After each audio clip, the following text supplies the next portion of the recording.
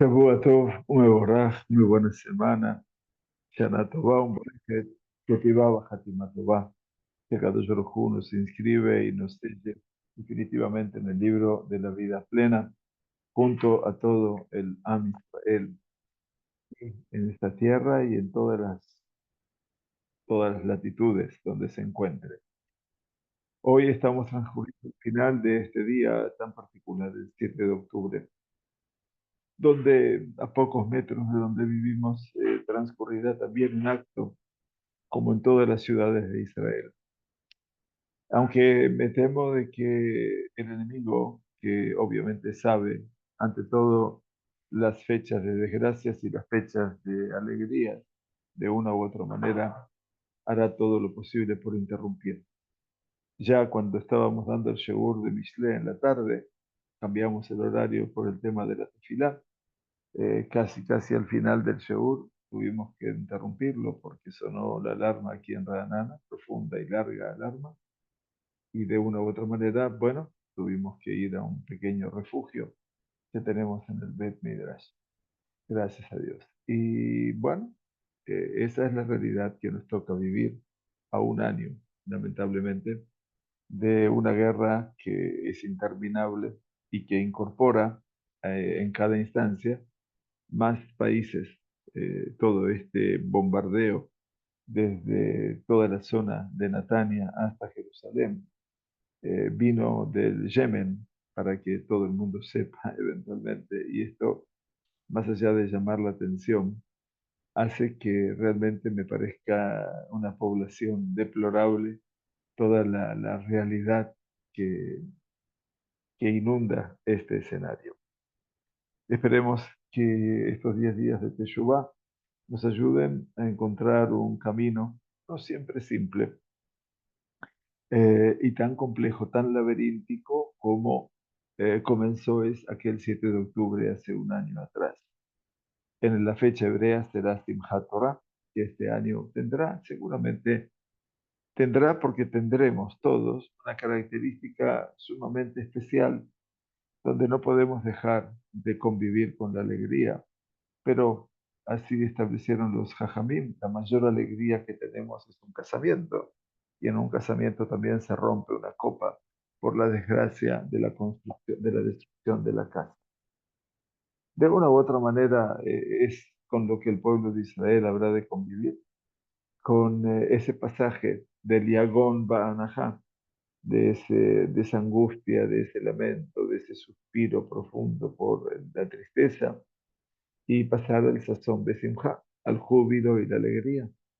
Para eso aparentemente es que estamos preparados o que fuimos ordenados en alguna parte de nuestra genética. Y Am Israel obviamente confía, anhela y desea, por sobre todas las cosas, dejar atrás estos tiempos, no para el olvido, dejar atrás en los sucesos que han acontecido para que no acontezcan más, y poder obviamente dedicarle a la tarea más noble, que es la poder recordar cada familia a sus seres queridos, aquellos que aún siendo niños de 20 años, 19, 21 años, sin haber vivido siquiera una porción de vida, han dado su alma, cuerpo para Am Israel. Que Hashem los tenga también en su recuerdo, y ahora se han sumado obviamente estos jóvenes y valiosos y heroicos soldados que fueron al Líbano. Bueno, muy bien, nuestro recuerdo, nuestra evocación para todos ellos, y quiera el Todopoderoso regalarnos la posibilidad de poder continuar estas jornadas hasta Yom Kippurim en medio de al menos una tranquilidad eh, súper sensible, si la podemos llamar así, y una tranquilidad que a veces siempre se vive a medias, pero aún una tranquilidad a medias también nos sirve para poder seguir adelante con la vida. Muy bienvenidos a nuestro encuentro de Rambam. Es no semanal porque hemos interrumpido la semana que pasó, Pero ya ahora retornamos a nuestro capítulo 22, a sus dos últimas alajot, un capítulo que ha avanzado sobre todos los derechos materiales económicos que tiene el marido con respecto a los bienes de la mujer. Las dos últimas alajot, la 34 y la 35, que vamos a estudiar ahora, tienen que ver con el uso que puede el hombre, el marido, de los bienes de su mujer. Y entonces vamos a compartirles la pantalla para que puedan continuar también el estudio junto con nosotros. Y aquí entonces tenemos el texto. Muy bien. Aisha sheikhnisa lebala es la halaba. Esto se cumple cuando una mujer tiene recursos financieros suficientes. No, perdón, la 34 estamos. Esto es cuando una mujer trae a la casa de su marido una cabra que obviamente sirve para el ordeñe, para la leche, obviamente. Y así también Rachel, esto es cuando la mujer tiene dinero, que tiene recursos. Berrachel le guisata y una oveja para esquilar. Bedekel le perotab, o una palmera datilera del campo familiar, cuyo fruto también se puede disfrutar o tomar. Afalpiche en la el perot elu bilbad, aunque solo tiene derecho a estos beneficios y no al principal, dice Afalpi, she'en la, ella no tiene perot elu bilbad, no tiene sino solamente estos frutos, estos beneficios que podría tener para ella. Dice, Areize ogel beolech h tichlena tichlea. El marido de ella puede, obviamente, tiene derecho a estos beneficios, aunque el principal esté disminuyendo. Quiere decir, el quieren, quiere decir como si fueran los intereses, ¿no es cierto? Es decir, en este caso, que la leche de cabra no se venda y el dinero se utiliza para comprar una propiedad que produzca beneficios, sino que la leche de cabra se utiliza para el lugar, para el hogar. Es decir, no se vende hacia afuera, sino se utiliza puertas adentro. En este caso, entonces, dice, el uso habitual es que el marido puede utilizar hasta que se termine el beneficio y no hay ninguna duda de que lo puede hacer. Vejeni mijlízalo, geleta shmish betorat nichtei melog. Si la mujer trajo a su casa utensilios o prendas de vestir que fueron clasificados como nichtei milog. Acuérdense que nichtei milog eran todos los bienes que introduce la mujer y que el marido no se hace responsable sobre ellos en la que tú vas específicamente. En la que tú vas figuran que el hombre se hace responsable, por ejemplo, de Nichteitzon Ubarzel, aquellos que se consideran los bienes inmuebles, vamos a suponer.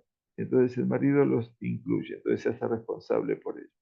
Ahora aquí, los bienes estos son muebles, utensilios, prendas de vestir, que fueron clasificados como Nixay Milov, él puede usarlos. Adesem Bishtamesh Baem. Belobesh Matía Umejasé. Y entonces puede ponérselos, puede usarlos como mantas o como cubiertas, ¿sí? Hasta que los artículos, ¿bien? H y Hlea Keren, hasta que pierdan su uso o se estropeen eventualmente. En ese caso se termina el beneficio. Y dice, Ukeshe Yegaresh, Eino Hayab Le Shalem Abbenayot Shel Nistaimelo. Y si él se divorcia de su esposa, entonces nos dice el Rambam, no está obligado a pagar ningún Nixay Milov, ninguno de esos bienes por los cuales no se hizo responsable, a pesar de que sean desgastados. Quiere decir, no tiene que pagar por ese uso que se le dio y que finalmente se produjo el desgaste natural, como se produce el desgaste natural de todas las ropas que se utilizan, obviamente, por motivos obvios, ¿no? Entonces, de una u otra manera, el marido puede disfrutar de todo ello, pero no necesariamente tiene que hacerse cargo de su pago. La última alajá nos dice, que ya nos hemos acostumbrado a esto, Horu Ageonim, quiere decir que los Geonim emitieron esta sentencia. Recuerdo que los Geonim es una franja muy intensa y extensa de tiempo donde toda la vida cultural, social, económica y por supuesto religiosa del pueblo judío tuvo su asiento en Babilonia. Esto no solamente es en los primeros siglos de la era común, donde van a formarse y fundarse las primeras academias de los alumnos de Rabbi Yehuda Anasí, del compilador de la Mishnah como Rab Ishmuel, que fundaron las primeras academias de estudios, Sura, Nehardea, Pumbedita, y luego exigieron y proliferaron todas las academias de estudio en Babilonia, sino que esto que me habla a mí del siglo III, siglo IV, V, VI, se ocupan de todo el desarrollo del Talmud. Estamos hablando de los guionitas, que es de la época del siglo VIII, del siglo VIII hasta el siglo XI. El merkaz, el centro, mamash espiritual del judaísmo, que ya estaba en un 90% en las diásporas, prácticamente, puede ser que un 10% o menos, inclusive habitaba en Israel, una minoría realmente dramática. Todo el centro específico del conocimiento y de la sabiduría está en Babilonia. Allí está la época de los Geonim, que abarca del siglo VIII al siglo XI. Reitero, porque son datos que a mí, humilde entender, son muy importantes que tengamos en cuenta. Y entonces los Geonim, que es un título honorífico para cada rabino, el rab tiene un nombre, Saadia, se le llamaba Rabbi Saadia Gaon. El rab de Natronai se llamaba Natronai Gaon. Entonces, ese es el liderazgo de la comunidad, liderazgo político, liderazgo civil y el liderazgo religioso. Estas eran las autoridades a las cuales se debían a los gobiernos locales. La época de los Yorim es una época en la cual se va a generar casi por primera vez, si no me equivoco, toda una nueva, un nuevo curso de, de, de, de consultas que vienen, pero a cantidades, a raudales, desde el exilio de los demás judíos en toda Europa, no sé si en América, no sé todavía si estaba América o no en ese momento, me imagino que no, pero de Europa fundamentalmente y de toda la zona del este, ¿no? De la zona de Asia, donde estaban, y también en África puede ser. Entonces llegaban allí preguntas, ¿cómo hacer en tal circunstancia? ¿Cómo hacer en tal otra circunstancia? Eso crea una literatura que se llama responsa. Responsa es she'elot utshuvot. Quiere decir, como dice el hebreo, preguntas y respuestas.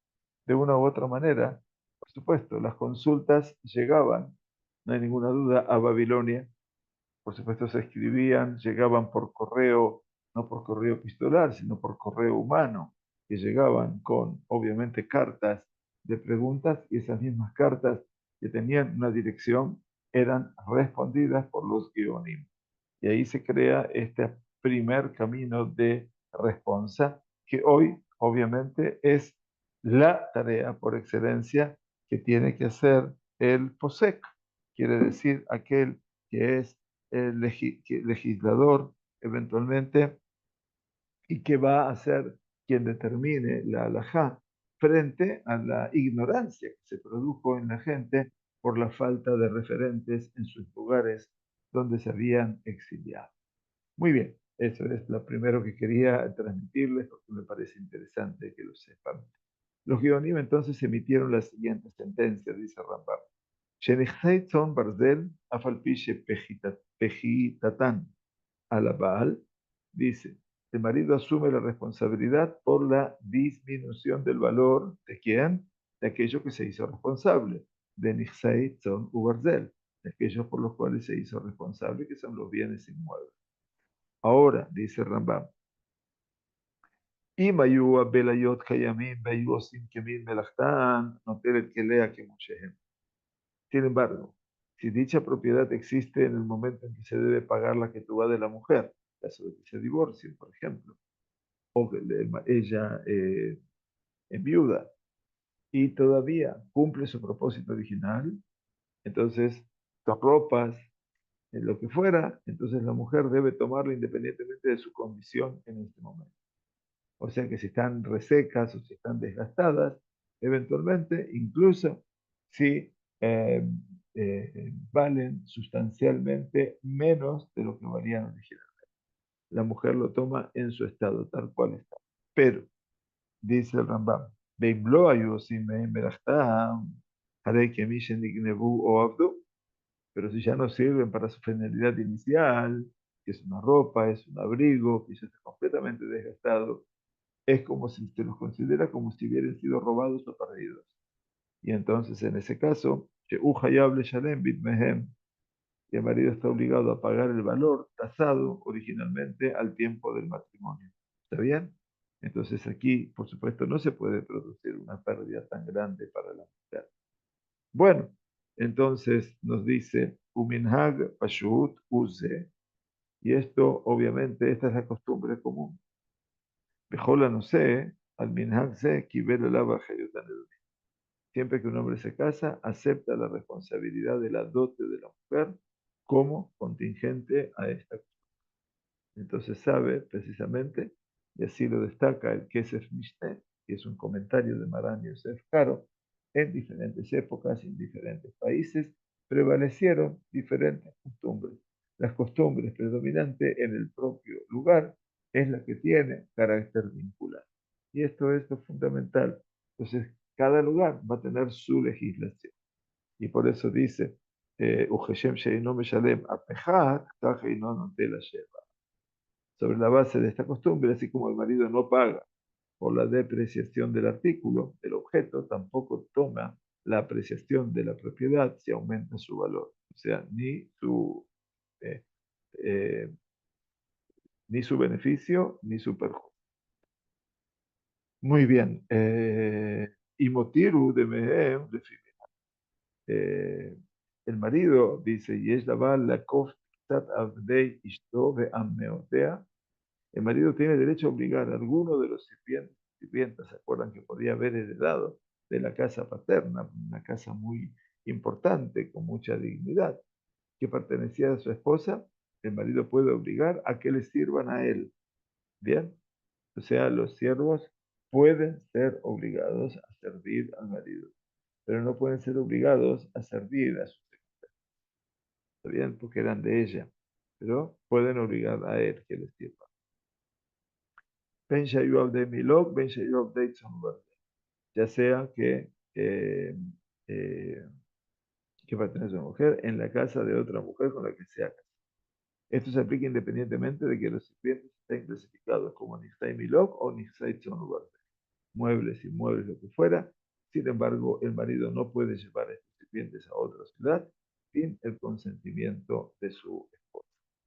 Y esto obviamente ya nos está hablando de algunos derechos adquiridos en los cuales nosotros terminamos de ver eventualmente todo lo que representan los beneficios que puede llegar a tener el marido sobre los bienes de su mujer. Aquí se cierra este capítulo 22, si Dios quiere, y vamos a pasar al capítulo 23. Capítulo 23 es todo un acuerdo monetario, eventualmente. Todos los acuerdos monetarios que pueden existir eventualmente entre el marido y la mujer. Vamos a encontrarnos aquí con 18 alajot, cuando las primeras 7 nos están hablando básicamente de la posibilidad de anular los derechos del marido sobre los bienes de la mujer. O sea que existe un camino eventualmente y existe la posibilidad de que esa sea una realidad inherente al matrimonio y que se puedan anular eventualmente el derecho que tiene el marido para heredar los bienes de su mujer. Nos dice entonces el Rambam, Aisha she'itanat al ba'ala levatel zehut midevarim shezoche ba'em ha'ba'al. Dice, una mujer hace una provisión o una condición eventualmente con su esposo en la cual él acepta renunciar a uno de los privilegios que se le conceden al esposo, a uno de los privilegios. Quiere decir, por ejemplo, el marido tiene derecho a todo lo que es el trabajo de la mujer, todo lo que ella hace, o todo lo que ella puede llegar a encontrar circunstancialmente, o eh, frutos de sus bienes o herencias. Puede ser que la mujer establezca pautas con su marido para que se anulen algunos de esos aspectos que no se le concedan al esposo.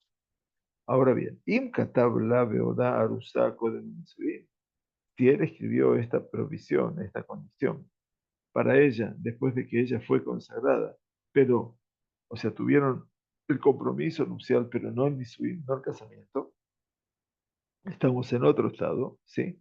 Quiere decir, lo escribió en un documento, por supuesto, que en la cual él renuncia a sus derechos. Entonces, dice el Rambam, Einot tzarich liknot miyado. Dice, si él escribió, no hay necesidad de formalizar el asunto con un acto de contrato. ¿Qué quiere decir? No hay necesidad de hacer un kinyan. Kinyan es ese compromiso que se hace previo a, por ejemplo, un casamiento, que ese kinyan es el que va a fijar eventualmente el compromiso de las partes.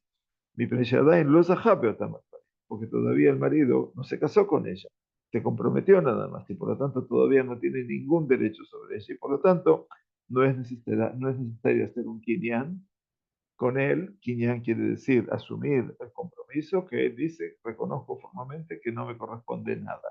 No hace falta porque todavía no se casó. Él a Kolche Katabla dice todo lo que él escribió, en este caso, nos dice el Rambam, es vinculante. ¿Qué quiere decir?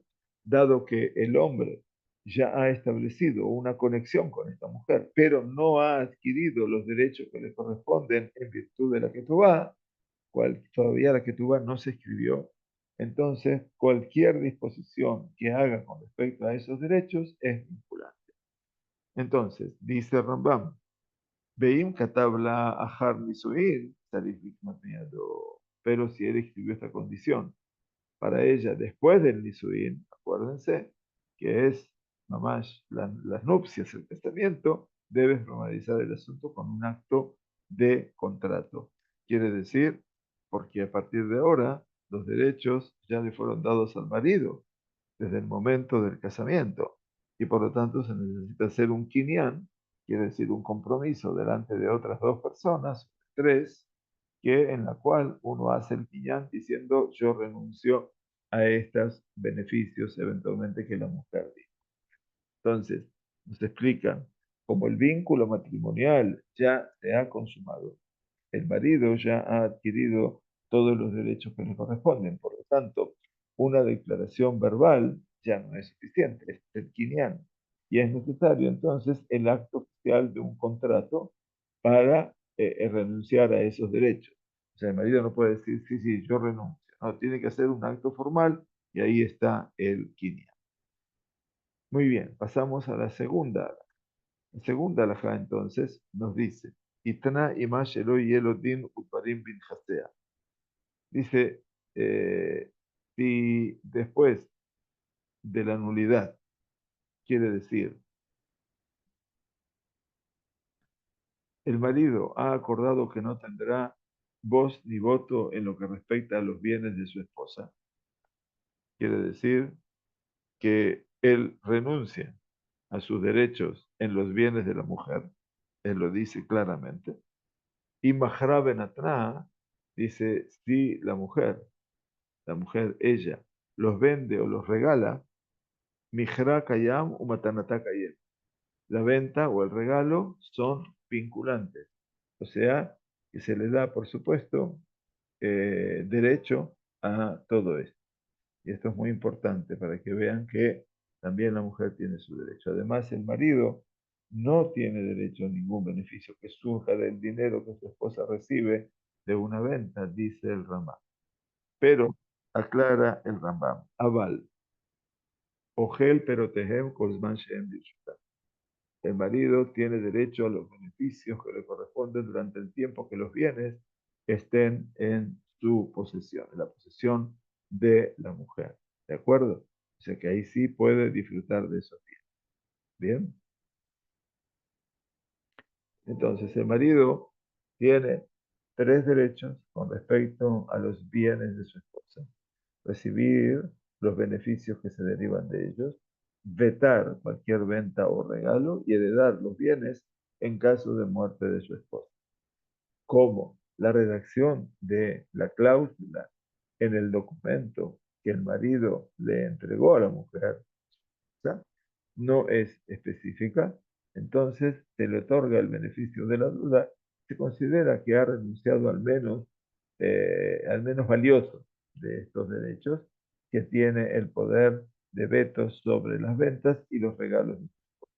Esto es en caso de que no hayan establecido, obviamente, un criterio. Pero si establecieron el criterio, el marido no tiene algún derecho. Por lo tanto, nos dice, Veim kanumi yado she'i aruta, she'en lo dinu dvarim b'nfasea. Y todo esto lo hizo en un acto de contrato entre la consagración y el nisuin, quiere decir antes del casamiento, se considera, dice, Silek Atzmo Migufa Karka, que ha renunciado a sus derechos sobre la tierra misma y ya no tiene derecho a los beneficios que se derivan de su propiedad, porque esto lo hizo obviamente antes de su casamiento y obviamente, como nos explica aquí, la razón es que antes de Nisuin, el casamiento efectivo, no es necesario un contrato para confirmar cualquier venta o regalo que una mujer puede hacer, dado que el marido dio un paso adicional y llevó a cabo un acto contractual, ese es el Kinyan. Suponemos que lo hizo con la intención de mejorar la posición de su esposa y renunciar a todos los derechos que tenía sobre su propiedad, dice Marán. Y esta es la interpretación de Rambam, hace del pasaje anterior. Pero Rabbi Abraham Ben David, el Rabat, sabemos que Ben Masher, el Rosh, proponen una interpretación diferente. El Shulchan Aruch cita ambas opiniones, pero parece favorecer, como siempre tiene la tendencia, al Rambam. Ahora bien, en este caso dice, Be'en lo bin jasea perot benolam. Dice, afilu ir al no vea mal. Dice, no se tiene en cuenta la palabra si protesta, ir apela por esta acción, diciendo, lo alabe a ti, she'en li perot biprikinyanse. No me di cuenta de que en este acto contractual formalizaba mi renuncia a todos los derechos a beneficiarme de la propiedad. Dice, si dijo todo esto, tampoco existe para mí. Ela she'im mahra mi harakayam. Por lo tanto, dice el alajá que si la mujer pensé que solo le daba mi derecho a mi esposa a hacer una venta vinculante. Dice, porque dicen todo lo que la mujer eventualmente tiene para sí, dice Shein Mijra, Mahram Mijra Kayam. Si ella lo vendió, entonces su venta es vinculante. O sea, puede hacer una venta vinculante. La mujer, Shein Adam no se isha pero así. Y esto está porque nadie se va a casar con una mujer sin propiedad alguna. Y esto es muy importante. O sea, todo el mundo trae algo. En Shomiblo, el Akbar en cambio, se le considera que ha renunciado a todos los derechos sobre la tierra misma, quiere decir sobre la propiedad que tenía la mujer. Entonces, en este caso, estamos viendo todas las circunstancias que van a acompañar a lo largo de este capítulo, bien tan interesante eventualmente, respecto a todo lo que son los derechos adquiridos o no del marido. Todo el tema, yo lo que quiero que entiendan aquí, ustedes se estarán preguntando seguramente, estamos estudiando todos temas que son inherentes a la economía. Yo les quiero simplemente decir, como fruto de la experiencia rabínica anterior, cuando tuve el honor de hacer el rabino principal del Uruguay, donde yo decía, lamentablemente tuvimos que ocuparnos más de divorcios que de casamientos. Es una forma de decir, pero que había muchos divorcios. Y ustedes no pueden imaginar todo lo que representan el cansancio a ultranza y el fastidio de lo que representa lograr un acuerdo económico. Por supuesto que la gente se divorciaba antes por los tribunales y después de años podía llegar a venir a ser el get en el rabinato. No se dio el paso al revés. Y por lo tanto había gente que se había divorciado hacía 15 años y venían ahora para hacer el get. Por supuesto, perdón, por supuesto que cuando uno empieza a ver todo el tema económico, porque tuve casos muy sonantes allí de parejas que había muchos intereses económicos en el medio. Y entonces, ¿a quién se escucha? Por supuesto que la gente, a nosotros nos dejaban en la última instancia, porque el get para ellos era un papel, pero toda la resolución del tema económico, por supuesto que uno tenía que pasar por todo esto, tenía que estudiar todo esto, y en muchos casos, obviamente, teníamos que interferir en la consulta con los abogados respecto a lo que había abogados que eran muy decentes y consultaban acerca del tema económico. Entonces, por eso yo les digo que no les llame la atención de que estamos estudiando tantas cosas, porque quiero que vean la capacidad de pensamiento, de desarrollo que tuvieron los sabios. O sea, contigo pan y cebolla es muy bonito y está fantástico, pero el amor no es solamente amor. También hay una base sustantiva de lo que son todos los temas económicos que se deben, obviamente, arreglar, se deben acomodar entre el hombre y la mujer. No es tan solo el pago de la que tú vas, sino todo lo que representa un vínculo que sea digno antes de que haya un matrimonio, durante el matrimonio y también cuando se produce la disolución del matrimonio. Pero no es la norma, lamentablemente, porque nos encontramos que la gente lo primero que hace es buscar el divorcio civil y a eso se ocupan. Y por supuesto que hay que hacerlo también, porque si no, no podríamos casar, bueno, a la mujer mucho menos, y al hombre también. O sea que no es que el hombre que se separa, él se puede casar con cuantas mujeres quiera. No existe la bigamia y por lo tanto una persona que estuvo casada por civil, aún sin Jupá de Kiddushin, se considera legalmente casado y por lo tanto necesita mostrar un acta de divorcio de ese casamiento civil para poder casarse con otra mujer, que no quepa ninguna duda. Pero bueno, obviamente lo que se produjo en el medio de toda esta situación, que es lo indeseable, es que la pareja se separó, cada uno fue por su lado. El hombre se casó y tuvo una mujer y tuvo hijos. Y bueno, no pasó nada, pero la mujer tuvo una pareja y tuvo hijos con esa pareja. Todo el tiempo que esa mujer no ha tenido su divorcio, lamentablemente sus hijos entran en la categoría de mamzerim. Lamentablemente son bastardos y esos niños que no tienen ninguna culpa, repito, porque no son ellos los que provocaron esa realidad, después no tienen serísimos problemas tienen para poder vincularse a nivel de la comunidad judía y poder, por supuesto, construir un hogar y tener un matrimonio. Por lo tanto, todo el mundo tiene que estar alerta a esa realidad y tiene que pensarlo siempre dos veces. Entonces, más allá del divorcio vincular que tengan que hacer, a nivel civil es muy importante, más allá de lo duro que resulte el get, duro me refiero que no hubo caso en un get y aún de muchísimos años que existía esa no superación del divorcio y obviamente el enojo, la bronca, el no deseo, el llanto, la tristeza, en fin, todos los aspectos que han rodeado este momento, Shelon Edad. Nos dice la tercera alajá. Y Tanay Mashe lo yojal perot. Si el marido hizo un acuerdo con su esposa para no recibir el beneficio que se deriva de su propiedad, de sus perot, de todos sus bienes, Harei no ojel perotem, por lo tanto no tiene derecho a este beneficio y por lo tanto no tiene beneficio alguno de ninguno de los frutos de la mujer. Aval, mojrim et aperot de los baem karka bebojel perotea. Sin embargo, si el beneficio que se deriva debe convertirse en recursos financieros, entonces si todos los frutos tiene campo de soja, de trigo, vendimias y lo que fuera, se transformaron, dice, recursos financieros, vendieron todos esos frutos, debe comprarse una propiedad inmobiliaria. Ya entonces, y el marido tiene derecho a los beneficios de esa propiedad. Está claro, ¿sí?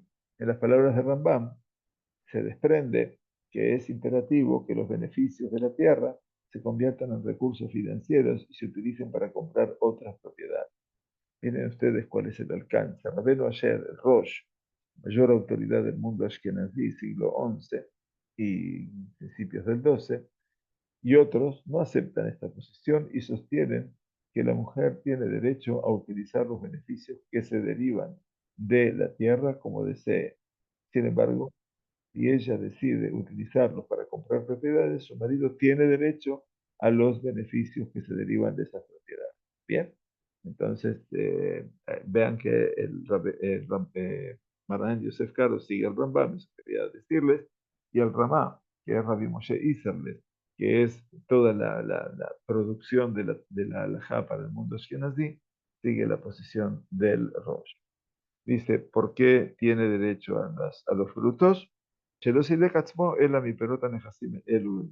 Porque renunció solo a los derechos sobre la propiedad que ella poseía originalmente, pero nada más.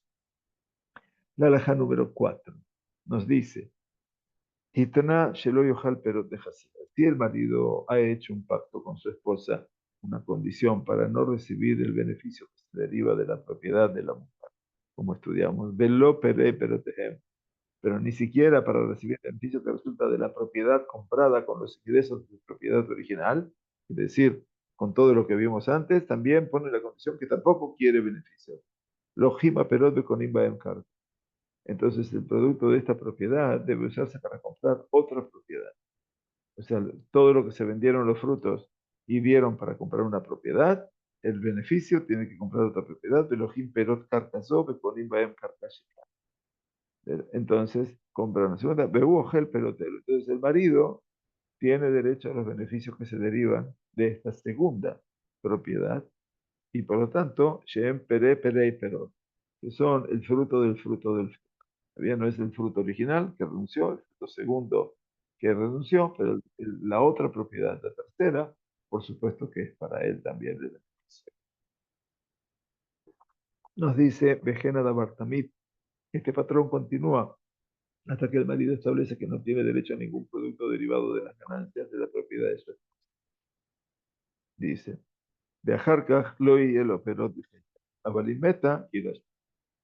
Entonces no tiene beneficio durante su vida, pero si ella muere, él hereda, por supuesto, todo su patrimonio. El marido hereda todo su patrimonio. Itna ima, shelo irashen.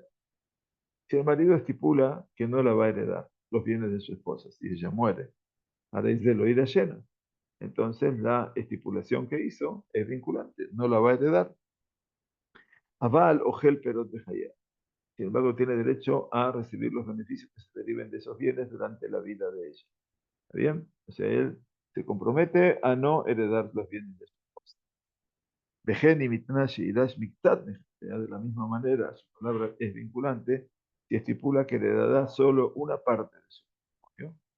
O si estipula que si ella muere sin tener hijos, su patrimonio volverá a la casa de su padre. Quiere decir, el marido dice no, esto le corresponde a la casa de tu padre y por lo tanto él no se queda con ella. Bamed de Barimamurim, ¿cuándo se aplica esto que acabamos de decir con el Rambam? Besheitana ima kodem shetinate. Quiere decir cuando hizo esta provisión, esta condición, antes del Nisuin, antes del casamiento, no del compromiso. Había un compromiso y había un casamiento, ustedes recuerdan, ¿no? Entonces, esto es el casamiento. Por lo tanto, digamos, sin embargo, perdón, estábamos mostrando el llamado, sin embargo, si la disposición se hace antes de que la mujer sea consagrada, antes, tampoco tiene importancia. O sea, que antes del compromiso se hizo la disposición, tampoco tiene importancia. Pues hasta que no se establezca una conexión entre el hombre y la mujer, esto quiere decir una cohabitación, la relación también conyugal, entonces las declaraciones de él sobre la propiedad de ella no tienen importancia alguna. Bien, entonces, antes del Nisuim. ¿Cómo se aplica? Esto es antes del Nisuim. Shanahala ba lola adam shelomi mishpachto, dice, porque un hombre tiene la prerrogativa de renunciar a una herencia que le llega de una fuente fuera de su familia antes de adquirir los derechos sobre ella. Aval, y mitanaima harshenised, pero si él hizo esta promesa, este compromiso después del casamiento, esa provisión ya no es vinculante, su condición es anulada y hereda su patrimonio, como explicamos. Por lo tanto, él habrá de heredar a su mujer, tal cual se ha explicado en el capítulo 12. Y nuestra última alajá por hoy, de este capítulo 23, las primeras 7 alajot, creo que dijimos, si no me equivoco, son las que estamos estudiando. Dice, Itna ima shelo yochal perot bechitea. Dice que cuando después del nisuin, después del casamiento, un marido estipula, como ustedes ven aquí, y afirma su provisión, quiere decir su condición, con un acto de contrato, quiere decir con un quinián, que el hombre no va a tener ni voz ni voto. Con respecto a la propiedad de su esposa, y con respecto a los beneficios de esa propiedad y a los eventuales subproductos de otra propiedad que de ellos durante su vida, ya sea Bejayea en su vida o después de su muerte, el marido no tiene derecho a ningún beneficio de esta propiedad en absoluto. Y esto es muy fuerte, ¿no? Tampoco tiene derecho a vetar una. Aval dice, y meta, y la llena que vea.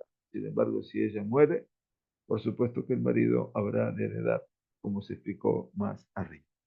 Bien, muy bien. Aquí llegamos hasta la halajá número 7 y vamos a continuar desde Hashem la próxima semana, con favor de Dios. Que tengamos Ketivá Hatima Tová, que tengamos Besorot Tovot, Yeshuot Ben Hamon, que Kadosh Baruj Hu bendiga a su pueblo con la paz y nos devuelva un año de mayor superación y de mayor tranquilidad. Gracias por acompañarnos.